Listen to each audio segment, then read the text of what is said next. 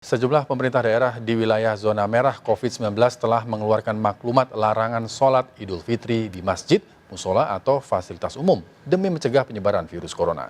Pemerintah mengimbau masyarakat untuk melakukan sholat Idul Fitri di rumah masing-masing dengan tata cara yang tetap sesuai dengan syariat Islam.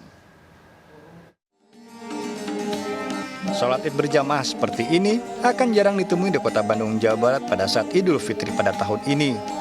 Majelis Ulama Indonesia Kota Bandung menghimbau seluruh warga Kota Bandung untuk melaksanakan sholat Id di rumah masing-masing.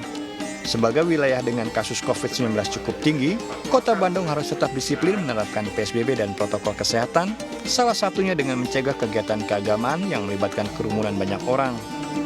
Sholat Idul Fitri di rumah juga sama, yaitu cara pelaksanaannya sama, juga insya Allah pahalanya juga sama. Tapi dalam waktu yang sama kita mentaati peraturan protokol tentang menjaga kemungkinan adanya penularan. Selain Kota Bandung, sejumlah pemerintah daerah juga mengeluarkan maklumat larangan sholat berjamaah di masjid, musola, maupun fasilitas publik, salah satunya di Kota Depok, Jawa Barat.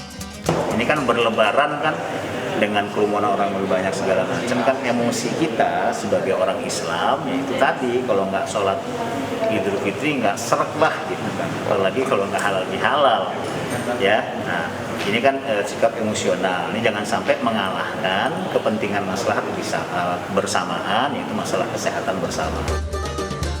Di Sulawesi Selatan, larangan sholat bagi wilayah zona merah termasuk Kota Makassar. Sementara untuk zona hijau seperti Toraja Utara, Kabupaten Selayar, Bantaeng, dan Wajo diperbolehkan menggelar sholat Id namun dengan tetap menerapkan protokol kesehatan. Dihimbau ya untuk melakukan di rumah. Ya, dihimbau untuk melakukan di rumah. Nah, itu dihimbau dengan sangat ya. Sesuai fatwa Majelis Ulama Indonesia, sholat Idul Fitri bisa dilakukan di rumah baik secara berjamaah maupun sendirian. Jika dilakukan berjamaah, minimal jamaah berjumlah 4 orang, 1 imam dan 3 makmum. Bisa juga diadakan khutbah ataupun tidak ada khutbah. Sholat Id juga dilakukan sendirian dengan bacaan yang dipelankan dan tidak ada khutbah.